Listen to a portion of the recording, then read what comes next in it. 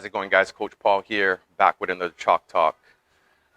Today's topic, we're going to discuss proper programming in sports performance. So, in today's digital society or social media world, there's a lot of content out there um, where you have these big social media influencers and everything looks great, a lot, tons of followers, great apps and functionality in the whole nine. I'm a constant student in anything that I do. So in sports performance, every day I like to get 1% better, and I like to learn from different things. So digging into some of these programs that are being sold online who are very popular, I gotta say, 50% of them in programming essence is things that I wouldn't do.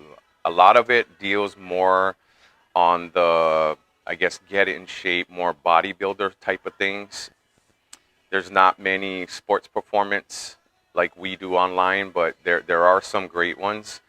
But a lot of it, the programming is just things that, if you studied the game, if you went to school, if you got proper training, you got your certifications, you would know that a lot of these things and how they set up their exercises, whether if it's the exercise itself, what exercises are involved in the program, what order are they in, what's the time between sets on the rest period, what about the conditioning phase. So there's a lot of things in the aspect those are kind of the main things that I look at when I'm programming things, and what I've learned from my mentors who've been in the game for so long in sports performance, that it matters how you do all these things. And you know again, I don't script these out when I do these videos. I'm just kind of talking about it, and what comes to mind and what I see. We're just kind of talking story right now. So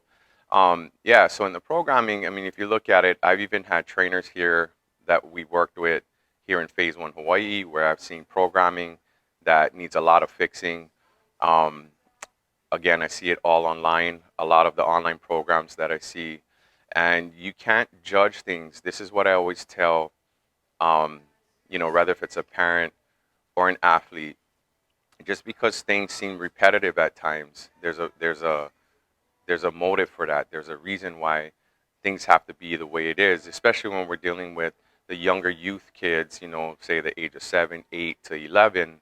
A lot of it is just motor patterns that they need to really master in the foundation in order to progress and move forward to get better in what they're doing athletically. So, for example, in a speed agility quickness training, as easy as it may seem to a lot of people, I think one of the things over the 10 years that I've been in sports performance, and as long as we've been doing this in Hawaii, I think it got to a point where we make it look as easy as it seems, but it's not as easy as it seems because everything deals with programming.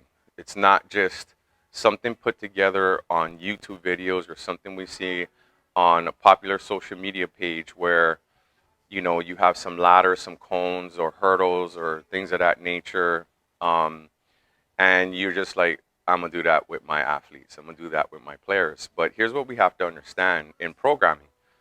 There's levels to this. So you got level one. Let's say you have level 1 through level 5. A lot of times what coaches do, or parents with their kids, is they see a video that's a level 3 video, for example.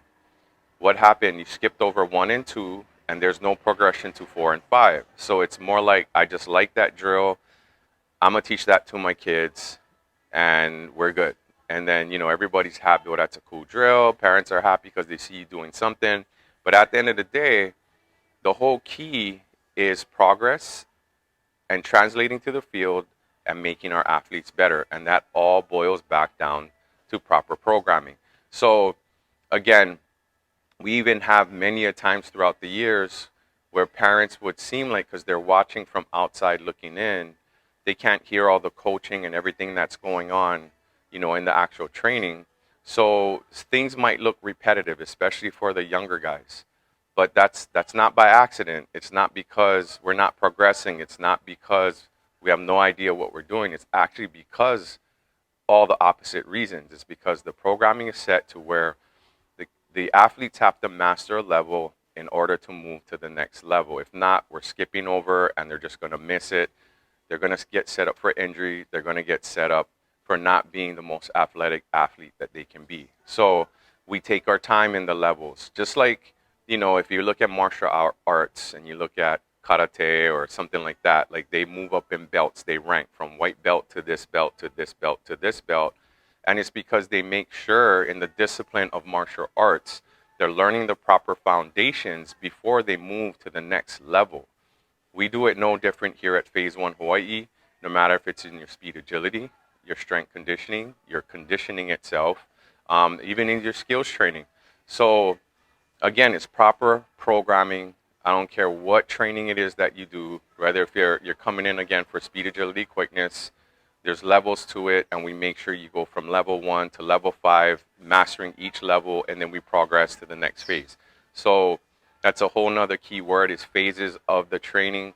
There's periodic, there's all these other things that comes into play that, again, if you were in the profession, you understood this. I've been in this since the year 2000 is now 2023. I've been in this game for 23 years, going on 24 soon. So I like to say I've got some experience. I like to say not only I have the experience, I actually lead by example. I can do every drill, every exercise that I preach to my athletes. So that's key factor in just translating it over. And I'll get back to that again after this point. So same as with the strength training, when lifting weights, we got to make sure, we get a lot of parents that call in and they're like, my son's 10 years old and I want him to work with older kids. And unfortunately, here at Phase 1, we want to make sure that, again, it's progressing. There's levels to this. We actually don't let our athletes touch weights or anything of that nature until they're about the age of 12, 13 years old. So the reason is because the bottom line is some people think it's stunning the growth. That's not the case. It's just that we want to make sure that their tendons, ligaments, and everything, they have not settled in completely yet. They have to go through that maturity stage or that puberty stage for it. And even after that, it's still not settled, but it's at least stronger than it was before. So at the age of 12, knowing that they might not have gone through that stage yet, we make sure that their safety's first and we're doing the proper strength training that they need to do and progress it through as they get older. No different with a 6-year-old or 7-year-old. We do have strength training for them, but they're not in the weight room. We're mastering body weight techniques and other things that is appropriate for that age group. Then we have our skills training. So if we're working with quarterbacks, I don't care if they're older high school elite athletes. When they come back to us, they're still going to get back to the basics of their mechanics to start, and they're going to get through that a lot quicker than, of course, a newer athlete that's younger. But we're always going to go back to it and progress it through to make sure that the foundation is always there. Same as speed agility or proper technique in form running. Whenever we even get NFL guys come back to work with us in the summer, we're pumping the arms. We're making sure the arms are moving well. Like we're going back to that foundation no matter what. So a lot of times, especially in today's world in tackle football, youth tackle football, a lot of it deals with conditioning and it's hardcore, and I get it. And it's all about getting these kids right for season and, for game time. But at the end of the day, that type of style of training and conditioning is a whole different essence to what we do in sports performance. Because again, it's like the mastering in martial arts where we get in, we progress, we set that foundation, and we progress through where it's not just ready, set, go, and you're just running drills. And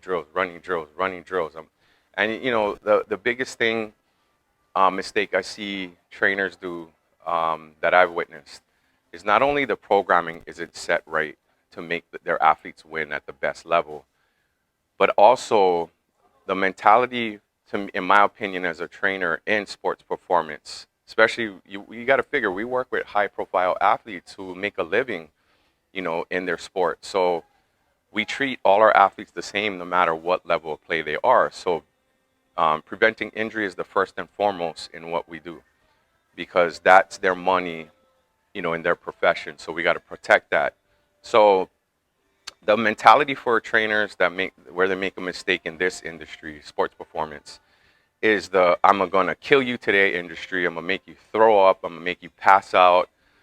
That that mindset alone cannot be every day. Like if you're going for conditioning and that's what you're doing, my goal is to not to make you throw up, because when you throw up, if you do research, it'll take you how many more times to recover, because you just released all the nutrients you need for your body to recover. So my goal as a trainer is not to make you puke, it's to get you better at the end of the day by progressing through your conditioning. So that's it in a nutshell in regards to that, because even in the conditioning world, if you are out of shape with your cardiovascular, there's still a way that you need to progress it. There's still certain things you need to do. Like I always talk about this with my fighters. You know, the old school approach is to go out there and run miles, right? And I get it. I think it's a mental state for a lot of it. But as far as how it translates to the ring, I feel there's other ways that you can do it, that you can emulate more of the ring. Same as football players. I mean, they shouldn't be running miles in a day. They should be focusing on the drills that they would do where they would need that cardiovascular for that explosiveness during that period in time. You know, it was interesting because I was at a high school one day, and we were out on the football field on the bleachers, and I noticed that there was a group of girls, and it was obviously a team, and they started doing 100-meter sprints on the track. And I couldn't figure out what sport they were involved in. Then come to find out they were volleyball players. And I'm thinking to myself, why are volleyball players running 100-meter, sprints on the track? Again, it's just me just knowing, the background and what would work for a volleyball player being more efficient on the court conditioning-wise. I wouldn't do 100-meter sprints. There would be other things that I do in the program. So again, there's a lot of things involved. And, the one thing that comes across a lot is, I think in this day and world, in the digital world, out here in Hawaii, we have so many, say, flag football teams. And, it got to a point where I have no idea when kids come and train with us and I ask who they play for. I have no idea who this team is. I used to know every team, every coach, but there's so many now, which is great because dads are stepping up. They're starting teams for their kids, and it's a good interaction and a good environment for them to create. But at the same time, what's happening more and more is these coaches are taking content from what they see on social media, back to what I was saying at the beginning, and they try to implement it with their athletes. And then it's my thing is, if you're trying to get your athletes to be the best they can be athletically, then you put them with the professional people who know how to do it. If you're just doing it for fun and, you don't know where your kids are going to end up playing or what sport, and you just want to do it for fun, cool. But if it's next level stuff, then you got to get them to next level elite training is the difference. So I put like this, real simple.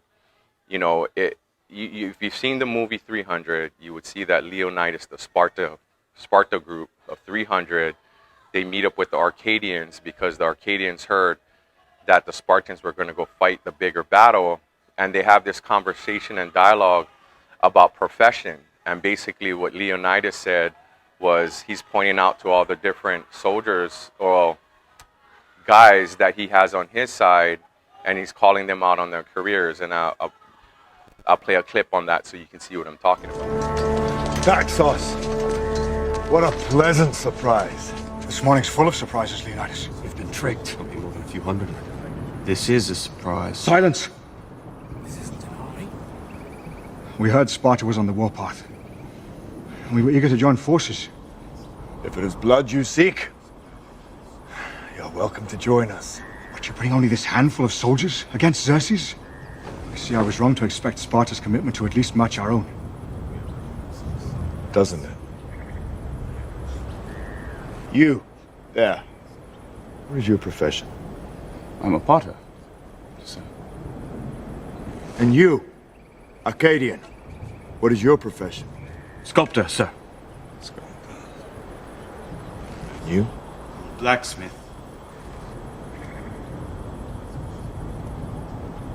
Spartans! What is your profession?